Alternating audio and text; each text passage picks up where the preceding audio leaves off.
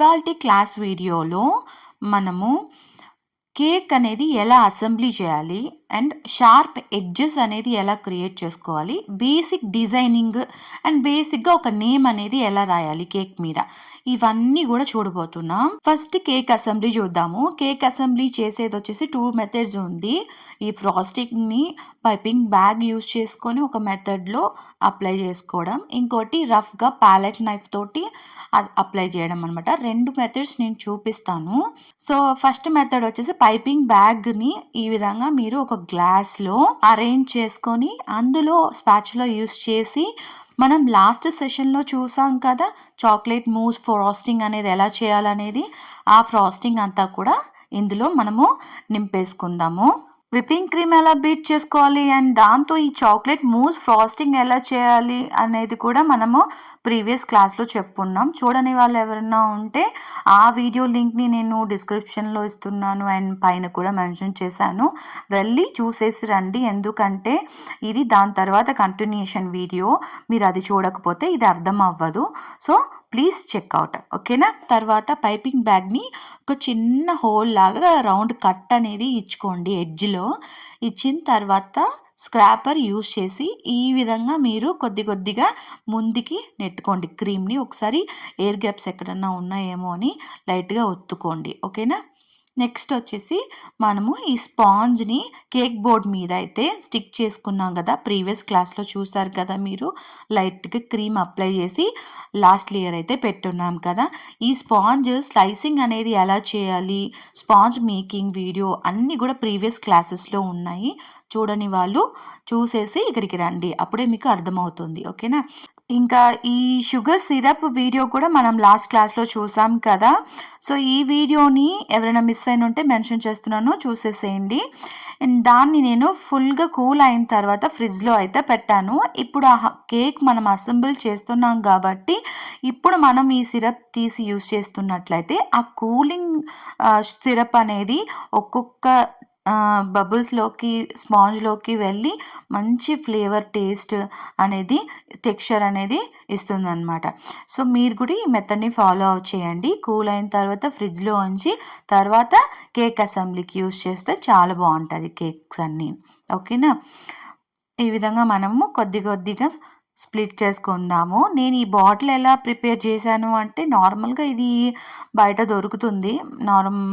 మనకి ఇలాంటి ఏదైనా ఒక బాటిల్ తీసుకొని దాని మూతతో ఫోర్క్ని వేడి చేసుకొని మీరు హోల్స్ క్రియేట్ చేసుకున్నారంటే ఈజీగా బాటిల్ అనేది ప్రిపేర్ అయిపోతుంది అన్నమాట. పర్ఫెక్ట్ లేయర్స్ ఎలా కట్ చేయాలో మనం చూసాం కదా, వీడియోని కూడా చూసేసి రండి. చూడని వాళ్ళు ఎవరన్నా ఉంటే, ఇక్కడ చెప్పట్లేదు ఏమీ కంటెంట్ మీరు పోస్ట్ చేయట్లేదని మాత్రం అనొద్దు. వీడియోస్ అన్నీ కూడా ప్రీవియస్ క్లాస్లో చెప్పుకున్నాం. సో చూసేసి ఇక్కడికి రండి, ఓకేనా. ఇంకా నెక్స్ట్ మనం పైపింగ్ బ్యాగ్తో కేక్ ఎలా అసెంబుల్ చేసుకోవాలో స్టార్ట్ చేద్దాము. ఫస్ట్ ఇలాగ ఒక సర్కిల్ అనేది మెల్లిగా క్రియేట్ చేసుకోండి. లెఫ్ట్ హ్యాండ్తో మీరు టర్న్ టేబుల్ని తిప్పుతూ ఉండాలన్నమాట లెఫ్ట్ సైడ్కి. అండ్ రైట్ సైడ్కి రైట్ హ్యాండ్తో మీరు ఈ ఫ్రాస్టింగ్ పైపింగ్ బ్యాగ్ అనేది పెట్టుకొని ఒక సర్కిల్ క్రియేట్ చేసుకోండి. ఆ తర్వాత ఈ మధ్యలో వచ్చేసి ఇలాగ జిగ్జాగ్ లైన్ ఒకటి ఫామ్ చేసుకోండి, ఓకేనా. కొంచెం చిన్న సర్కిలే కట్ చేసుకోండి, నాకు ఇక్కడ కొద్దిగా పెద్దది అయిపోయింది. మీరు చిన్నది ట్రై చేశారంటే మీకు ఇంకా క్లియర్గా వస్తుంది అనమాట. అండ్ ఈ ప్యాలెట్ నైఫ్ అనేది ఎలా పట్టుకోవాలో చూడండి, మీకు పెయిన్ రాకుండా ఉంటుంది. ఈ విధంగా చూపుడు వేలిని ఇక్కడ టచ్ చేస్తూ పట్టుకుని మీరు ప్యాలెట్ నైఫ్ని లెఫ్ట్కి రైట్కి ఇలాగా మూవ్ చేయాలన్నమాట. వీడియోలో చూస్తున్నారు కదా. సో ఇదే విధంగా మొత్తం కూడా స్ప్రెడ్ చేసుకుంటూ మీరు లెవెల్ చేసుకోవాలి. ఇట్లా లెవెల్ చేసుకుంటూ లెఫ్ట్ హ్యాండ్ని తిప్పుకుంటూ చేశారంటే మీకు ఫ్లాట్ సర్ఫేస్ అనేది వచ్చేస్తుంది. ఇప్పుడు క్రీమ్ అయితే అప్లై చేసేసాం ఫ్రాస్టింగ్. నెక్స్ట్ ఏం చేస్తానంటే మనము ఈ గనాజ్ రెసిపీ చూసాం కదా 1:1 ఇంతకుముందు చాక్లెట్ మూస్ కేక్లో, దాన్ని ఒక స్పూన్ వరకు నేను అప్లై చేస్తాను. లైట్‌గా ఒక థిన్ లేయర్ అనేది ఇచ్చేస్తా అనమాట. దీనివల్ల టేస్ట్ కొంచెం ఎలివేట్ అవుతుంది. ఇది మీ ఆప్షనలే. బట్ నేనైతే నా కస్టమర్స్‌కి ఇలానే చేస్తాను. మీరు కూడా మంచిగా టేస్ట్ ఉండాలి అనుకుంటే సేమ్ ఫాలో అవ్వండి. సరేనా? ఒక లేయర్ ఇచ్చేసిన తర్వాత ఇప్పుడు నేను హ్యాండ్‌ఫుల్ ఆఫ్ చాకో చిప్స్ అక్కడక్కడక్కడ స్ప్రెడ్ చేస్తాననమాట. ఎవ్రీ బైట్ మనకి చాకో చిప్స్ అనేది తగులుతుంటే కేక్ టేస్ట్ చాలా బావుంటుంది. సెకండ్ లేయర్ అనేది పెట్టబోతున్నాం. ఆ సెకండ్ లేయర్ ఏం పెట్టాలి అంటే, మనం స్పాంజ్‌లో టాప్ సైడ్ ట్రిమ్ చేసాం కదా! టాప్ లేయర్ దాన్ని సెకండ్ లేయర్‌లో ఇక్కడ పెడతాం. అంటే మధ్యలో పెడుతున్నాం. ఆ పెట్టేది కూడా రివర్స్ కండిషన్‌లో పెట్టాలి. అండ్ స్పాంజ్ లేయర్ పెట్టిన తర్వాత ఒకసారి చుట్టూ చూసుకోండి. ఈవెన్‌గా పెట్టామా లేదా? అటు ఇటు కదిలినట్టు ఉంటే మీరు అక్కడే అడ్జస్ట్ చేసుకోవాలనమాట. నెక్స్ట్ స్టెప్‌లో మనం అడ్జస్ట్ చేయడానికి ఉండదు. సో, ఇది చాలా ఇంపార్టెంట్. ఈ స్టెప్ మీరు కరెక్ట్‌గా చేయండి. బ్రెడ్ పెట్టినప్పుడు సెకండ్ లేయర్, థర్డ్ లేయర్ మనం సెంటర్ పార్ట్‌లో పెట్టామా లేదా? ఒకసారి చెక్ చేసుకోండి. ఓకేనా? నేను ఎలాగైతే రివర్స్ కండిషన్‌లో పెట్టానో మీరు కూడా అదే చేయండి. అట్లా చేస్తే మీకు షుగర్ సిరప్ అనేది వెళ్ళి కింద సోక్ అయి కూర్చుంటుంది. తినేటప్పుడు హార్డ్ ఫీలింగ్ రాదు. కట్ చేసేటప్పుడు ముక్కలు ముక్కలు అవ్వదు. అండ్ ఇంకోటి మీకు షేప్ కూడా ఈవెన్‌గా వస్తుందనమాట. షార్ప్ ఎడ్జ్ అనేది. మీరు అదే నార్మల్‌గా పెట్టారంటే ఇవన్నీ ప్రాబ్లమ్స్ వస్తాయి. సో, ఇది ఒక సీక్రెట్. ఓకేనా? ఇంకా నెక్స్ట్ ఈ సెకండ్ లేయర్‌ని కూడా మనం ఫస్ట్ లేయర్ ఎలాగైతే చేసుకున్నామో సేమ్ ప్రాసెస్ రిపీట్ చేస్తున్నాం. ఫస్ట్ షుగర్ సిరప్ అనేది. షుగర్ సిరప్ వేసేటప్పుడు మీరు చూసుకోండి ప్రతి చోట వచ్చి వెట్ అవుతుందా లేదా? అంటే వెట్ అంటే తడిగా అవుతుందా లేదా అనేది చూసుకొని స్ప్రెడ్ చేయండి. ఎక్కువ స్పిల్లేజ్ చేయొద్దు. కరెక్ట్‌గా ఇట్లా చేస్తే సరిపోతుంది. అంటే స్ప్రెడ్ అయిందా లేదా చూసుకుంటే సరిపోతుంది. తర్వాత మనము క్రీమ్ అనేది అప్లై చేసేసుకుందాం. చాక్లెట్ ఫ్రాస్టింగ్ అనేది సేమ్ సర్కిల్ చేసుకొని జిగ్‌జాగ్ చేసుకుందాం. సో, నాకు ఇక్కడికి క్రీమ్ అయిపోయింది. సో, నేను నెక్స్ట్ ప్యాలెట్ నైఫ్‌తో రఫ్ మెథడ్ అనేది చూపిస్తాను. రఫ్ మెథడ్ అంటే ఏం లేదు. మనం రఫ్‌గా కొద్దిగా క్రీమ్ తీసుకొని స్పాంజ్ మీద ఇలాగా అప్లై చేసుకుంటూ ఉండడమే. మెల్లిమెల్లిగా అప్లై చేసుకుంటూ ఉండాలి. ఒక్కొక్క చోట అప్లై చేసుకొని ఓవరాల్‌గా లెవెల్ చేసుకోవాలి. నాకైతే ఎక్స్‌పీరియన్స్ ఉంది కాబట్టి నేను డైరెక్ట్‌గా చేస్తున్నాను. బట్ బిగినర్స్ మీరు కొత్తగా ట్రై చేస్తుంటే మీరు పైపింగ్ బ్యాగ్ ఈజీగా ఉంటది మీకు మెథడ్. అది ట్రై చేయండి. ఓకేనా? మీరు డైరెక్ట్‌గా స్పాచులా యూజ్ చేస్తే మీరు చేసే లోపల టైం ఎక్కువ పడతది. విప్పింగ్ క్రీమ్ అనేది మెల్ట్ అవుతూ ఉంటదనమాట. మీకు సరిగ్గా ఉండదు. సో, ఈ విధంగా నేను స్ప్రెడ్ చేసుకుంటున్నాను. ఇంకొక మెయిన్ విషయం చెప్పాలి. అదేంటంటే మీరు స్పాంజ్ లేయర్ ఒకటి పెట్టిన తర్వాత ఫ్రాస్టింగ్ అనేది ఏ లెవెల్‌లో ఉండాలంటే, మీరు పెట్టిన స్పాంజ్ కంటే ఫ్రాస్టింగ్ అనేది తక్కువగా ఉండాలి. అర్థమైందా? ఎప్పుడు కూడా ఈక్వల్ పెట్టకండి, ఎక్కువ పెట్టకండి. తక్కువ పెట్టాలి. అంటే మనకి బ్రెడ్ సైజ్ ఎక్కువ ఉండాలి. క్రీమ్ సైజ్ తక్కువ ఉండాలి. సో, ఆ విధంగా చూసుకొని అప్లై చేసుకోండి. ఒకవేళ ఇఫ్ యూ ఫీల్ క్రీమ్ మనం ఎక్కువ పెట్టేస్తున్నాం అని అనుకుంటే, దాన్ని అప్పుడే వచ్చి రిమూవ్ చేసేసేయండి ప్యాలెట్ నైఫ్ యూజ్ చేసుకొని. ఓకేనా? మనం చేస్తున్న ఈ కేక్‌ని ఒక్కొక్కళ్ళు ఒక్కొక్కలా పిలుస్తుంటారు. కొంతమంది స్విస్ చాక్లెట్ కేక్ అంటారు. కొంతమంది చాక్లెట్ ట్రఫల్ కేక్ అని కూడా అంటారు. అది మీ ఇష్టం. సో, దీని కాస్ట్ వచ్చేసి నేను అరౌండ్ 600 రూపీస్‌కి సేల్ అయితే చేస్తున్నాను. ఈరోజు క్లాస్ వీడియోలో మీకు ఏదైనా ఒక కొత్త విషయం తెలుసుకున్నారు అని ఫీల్ అయితే నా వీడియోకి లైక్ ఇవ్వండి. అండ్ మన ఛానల్‌ని ఇప్పుడే ఫస్ట్ టైం చూస్తున్నట్లయితే సబ్స్క్రైబ్ చేసుకోండి. పక్కనే ఉన్న బెల్ ఐకాన్ అనేది క్లిక్ చేసుకోండి. మీకు నా నెక్స్ట్ ఎపిసోడ్ క్లాస్ వీడియోస్ అన్నీ కూడా వెంటనే నోటిఫికేషన్ వస్తుంది. సో, మనము ఫస్ట్ లేయర్‌లో ఇది చేయడం మర్చిపోయాను. ఇది వచ్చేసి చాక్లెట్ సిరప్ డ్రిప్పింగ్స్ హర్షీస్ బ్రాండ్‌ది దొరుకుతుంది 10 రూపీస్ ప్యాకెట్ బయట. అది తీసుకొని నేను ఇలాగా కొంచెం లైట్‌గా అప్లై చేసుకుంటాననమాట జిగ్‌జాగ్ వేలో. ఇప్పుడు థర్డ్ లేయర్ అనేది మనం పెట్టుకుందాం. ఇప్పుడు కూడా నేను చూసుకుంటున్నాను థర్డ్ లేయర్ పర్ఫెక్ట్‌గా పెట్టానా లేదా? అటు సైడు, ఇటు సైడు ఒకసారి చెక్ చేసుకోండి. అండ్ టాప్ సైడ్ ఒకవేళ ఎక్కడైనా ఎత్తుగా అనిపిస్తే లైట్‌గా ప్రెస్ చేయండి జెంటిల్‌గా. ఎక్కువ ప్రెస్ చేయొద్దు. నెక్స్ట్ సేమ్ షుగర్ సిరప్ అనేది అప్లై చేసుకుందాం. ఓకేనా? ఇంకా ఒకసారి బోర్డ్ అంతా చూడండి, వాటర్ డ్రాప్స్ ఎలా పడున్నాయో దాన్ని క్లీన్ చేసుకోవాలి.